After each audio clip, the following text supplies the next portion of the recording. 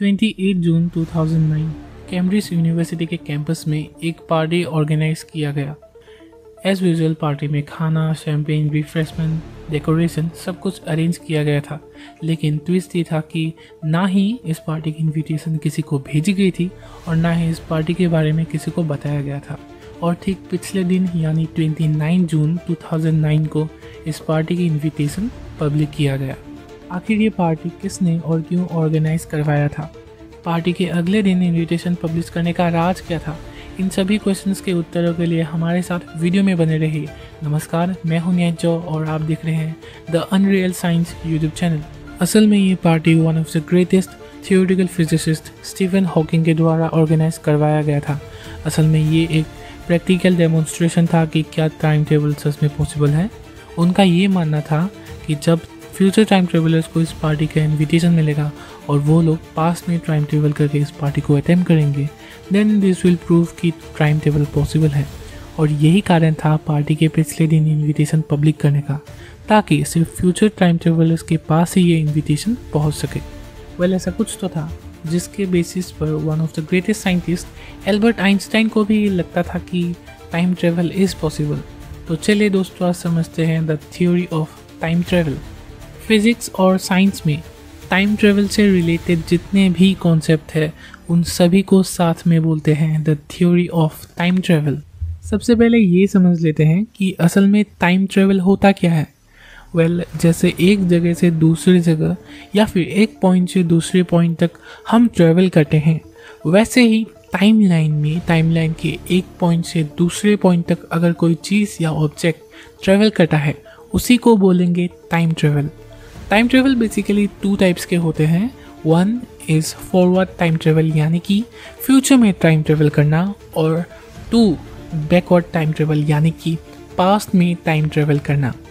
Well, चलिए अब ये समझते हैं कि forward and backward time travel होता कैसे है।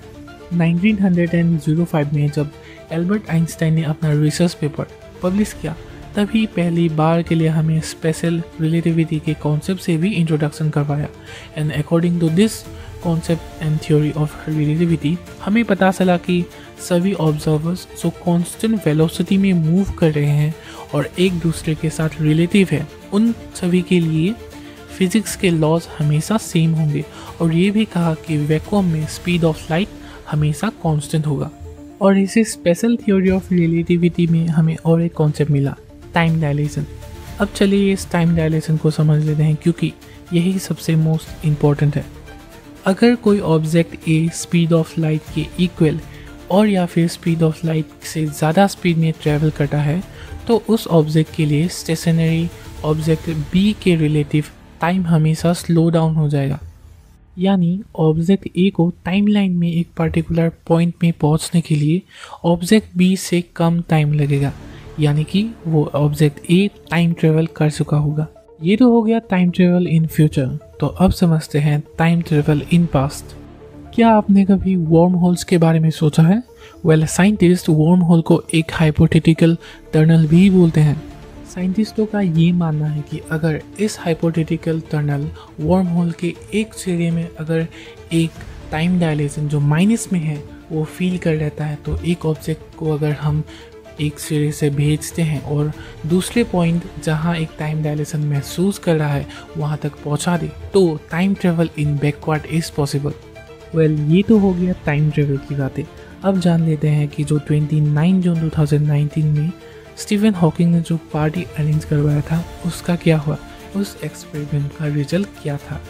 उस पार्टी को किसी भी गेस्ट ने अटेंड नहीं किया और स्टीफन हॉकिंग इस नतीजे पर पहुंचे कि backward time travel is not possible. Well, ऐसे तो अनगिनत पॉसिबिलिटीज़ हैं।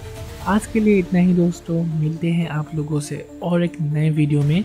और अगर आपको ये वीडियो अच्छा लगा तो प्लीज़ वीडियो को लाइक कर दीजिए, हमारे चैनल को सब्सक्राइब कर लीजिए ऐसे ही और कंटेंट के लिए। और आज के लिए बाय बाय।